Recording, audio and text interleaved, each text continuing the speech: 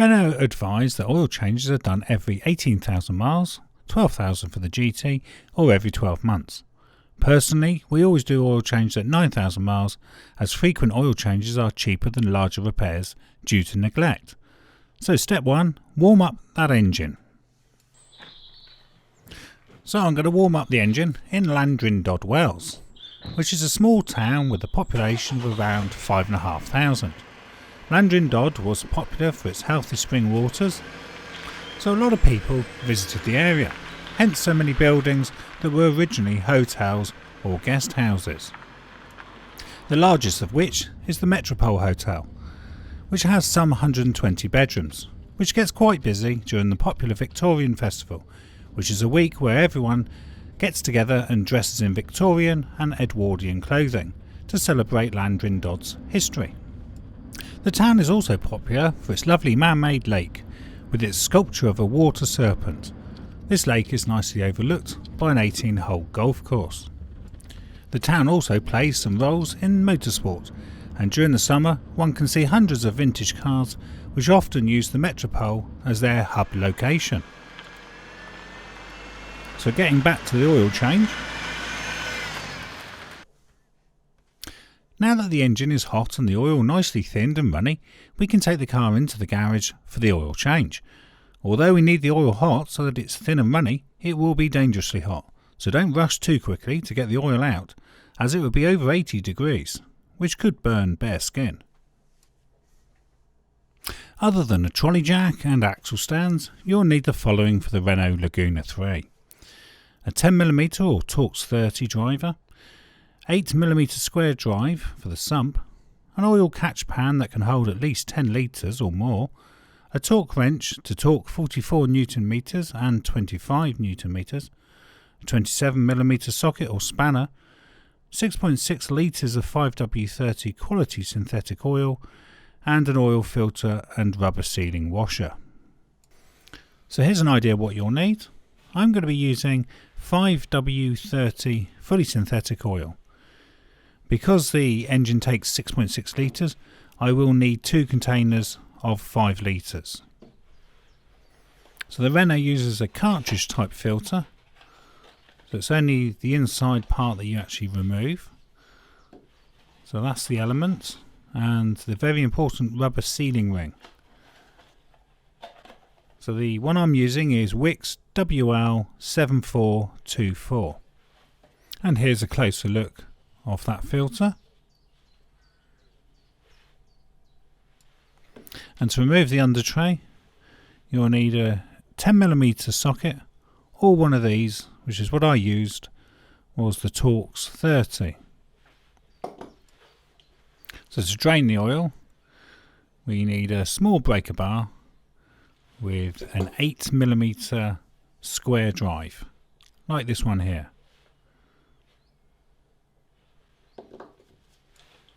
And the filter housing, which is reusable, is undone using a 27mm socket.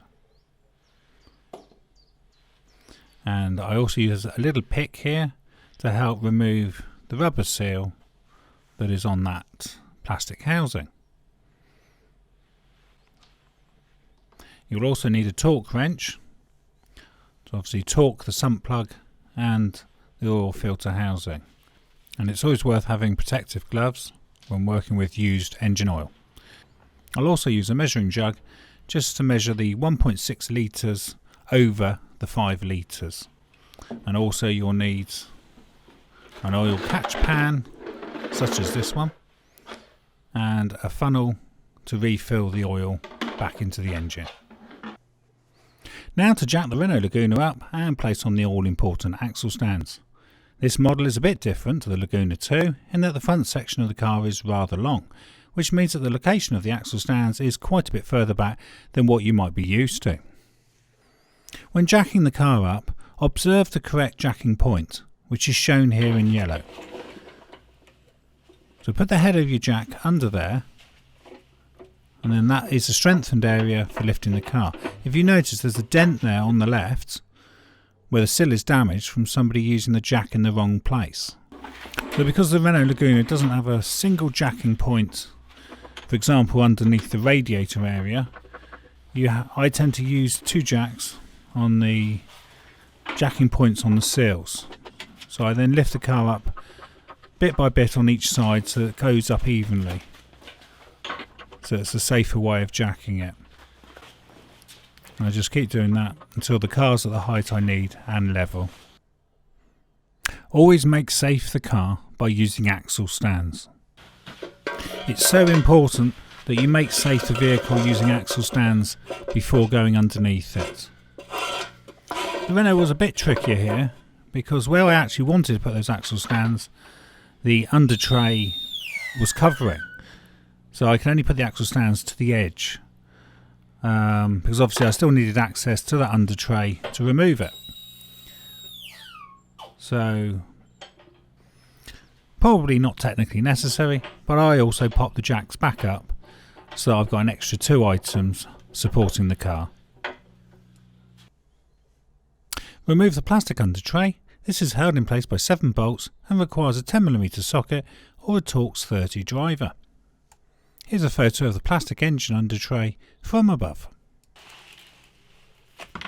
So you've got 3 10mm bolts or Torx 30s at the front of the car.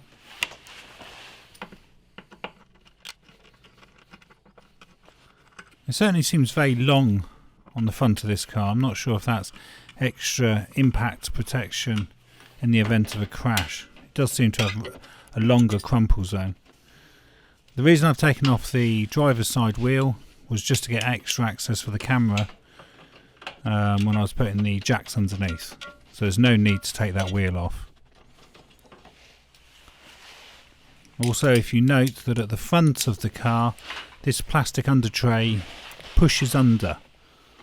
So it sort of holds on at the front anyway, with 2 plastic hooks. So there's only 1 more bolt to come out now. As you see, the front of the tray isn't falling down. There's the hooks.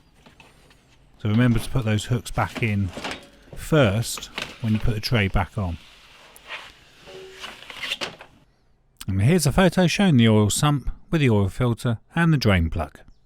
So remove the dipstick so the oil will flow more readily. So using an 8mm square drive and a breaker bar, crack the sump plug loose. We can then put our oil catch container underneath. Now while unscrewing the sump plug, push up until you feel the threads click. You can then pull the plug out in one go.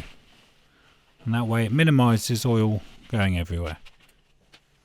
It's worth being patient here and giving the oil plenty of time to completely drain out of the sump. Even if it means leaving it to drip for a while, it's probably worth doing that to get rid of this dirty oil. And remember, dirty oil must be disposed of at your local council recycling tip. You must never pour it down the drains or into the garden because it can get into the water supplies.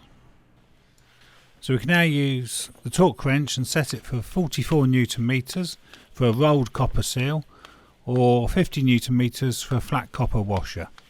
Bearing in mind you should actually replace the washer with a new one anyway.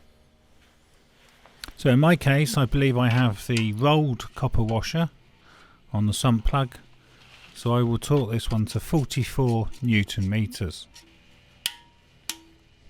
Don't forget to wipe up any oil that has spilt around the bottom of the sump or on the floor. We can now move on to the oil filter, which is of the cartridge type contained within a plastic housing. For this you will need the 27mm socket or spanner. Please note this drain hole on the oil filter housing. It's there to make draining the oil easier. So using the 27mm socket or spanner, undo the plastic housing. Now if you undo it only so far so that the drain is free, then the oil will just drain out like this. Now if you leave it like that, that's fine. If you rush it and then just completely undo it, you end up with basically oil everywhere, as I've just shown there. So it's better just to leave the oil to drain through that little hole in its own time. Remove the old rubber seal and dirty filter cartridge and replace them with the new O-ring and new cartridge. Ensure the O-ring is seated in the correct place as shown in the next photo. To avoid oil flooding out, it's imperative that O-ring is in the correct position. So noting the position of that O-ring on the old filter, we can remove it with a little hook or something, like so. Pull the cartridge out, give it a good tug. We can now get the new O-ring out of the box. There should be a new O-ring supplied with the cartridge. It's advisable to oil that O-ring, a little bit of oil on there, slip that back into the correct position, take the cartridge and push it on, and that's all there is to that. So do ensure that the O-ring has actually got some oil on it, because you don't want the O-ring to get damaged while you put that back in. We can then set our torque wrench to 25 Newton meters and pop the clean filter back in. We then use our 27mm socket until we get the click to tell us it's torqued to 25 Newton meters. Now replace the undertray. So note the hooks on the undertray.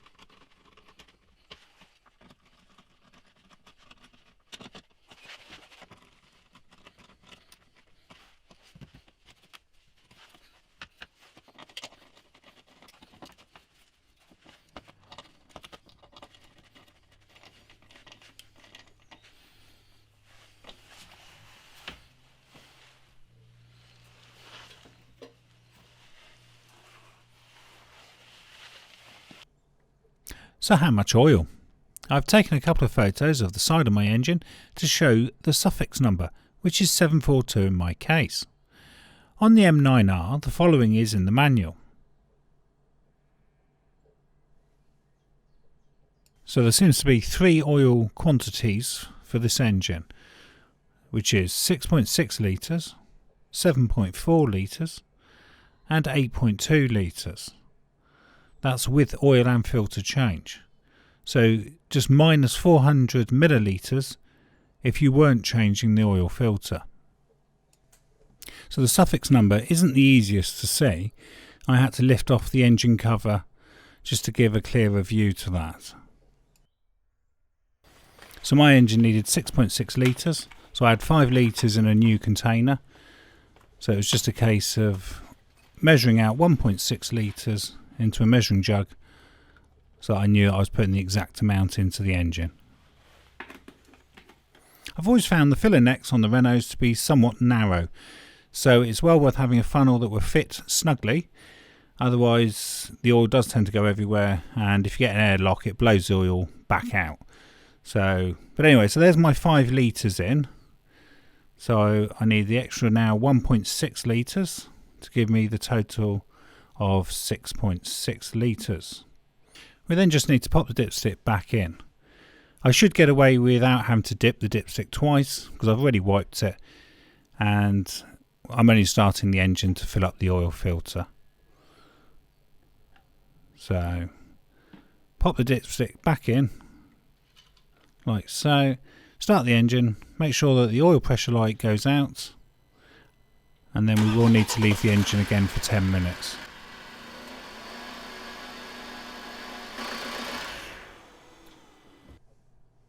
Wait at least 10 minutes for the oil to resettle back into the sump before checking on the final oil level. Normally you'd withdraw the dipstick, wipe it, reinsert it and check it again that way, but since the dipstick was already clean and I was just filling the oil filter up, there was no need in this case. So here's the result of my dipstick, and it's just a little bit below the maximum, as you can see here. Don't forget to write the mileage down for your service records. So my car is at 116,696 miles. Not really a necessity, but it won't do any harm to cut open the filter so you can open all the pleats and check for any metal particles that the filter may have caught. This can sometimes indicate if something is deteriorating within the engine itself. So with these cartridge filters, it's simple enough to use something like a pair of snips and just cut through the top of the pleats, take that plastic cap off, and then do the same at the other end. And this will give us an indication if there's something untoward happening inside our engine, because hopefully this will all be clean. If you see a load of metal particles, then it might be time to panic. So take the centre core out, and if we stretch these pleats out, they're certainly not shining as if we've been gold panning, so that's good news. There's a couple of tiny specks, but generally that looks pretty clean, so hopefully nothing to worry about there.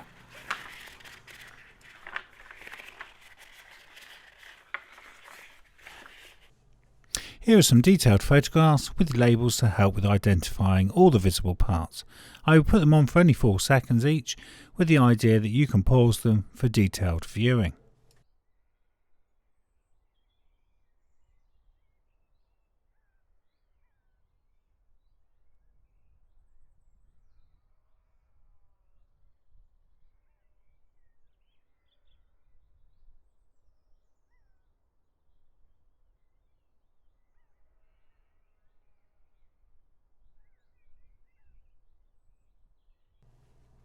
Thank you for watching, and hope this helped other home mechanics out.